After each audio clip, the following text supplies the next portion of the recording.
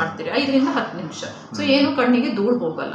So ಇದು basically ಪ್ರತಿಯೊಂದು allergy ಇರುವಂಥ ಮಕ್ಕಳು ಇದು ಮಾಡಬೇಕಾಗಿರೋಂಥ ಕೆಲಸ.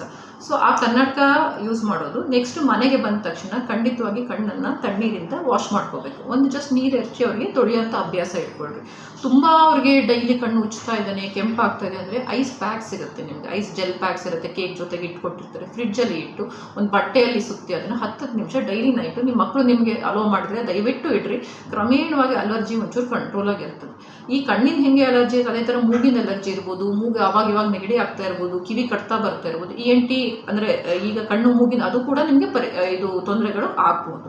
ಸೊ ಇದು ನೀವು ಪ್ರಿಕಾಷನ್ಸ್ ಇಷ್ಟು ತೊಗೊಳ್ತಾನೆ ಇರಬೇಕಾಗ್ತದೆ. ಇದ್ರ ಮೇಲೂ ನಿಮ್ಮ ಮಕ್ಕಳು ಇನ್ನೂ ಇಲ್ಲ ಮನ ಕಡಿತಾ ಇದೆ, ಉಜ್ತಾ ಇದ್ದಾರೆ, ಹಿಂಗೆ ಕಣ್ಣು ಕೆಂಪಾಗ್ತಾ ಇದೆ ಅಂದಾಗ ಖಂಡಿತವಾಗಿ ಕಣ್ಣಿನ ಡಾಕ್ಟರ್ ಹತ್ರ ತೋರಿಸಿ ಪರೀಕ್ಷೆ ಮಾಡಿಸಿ ಅದಕ್ಕೆ ಟ್ರೀಟ್ಮೆಂಟ್ ಮಾಡಬೇಕಾಗ್ತದೆ. ಮಾಡಿಲ್ಲ ಅಂದರೆ ಏನಾಗ್ತದೆ ಅಂದರೆ ಕರಿಗುಡ್ಡೆ ಉಜ್ಜೋದ್ರಿಂದ ಕರಿಗುಡ್ಡೆ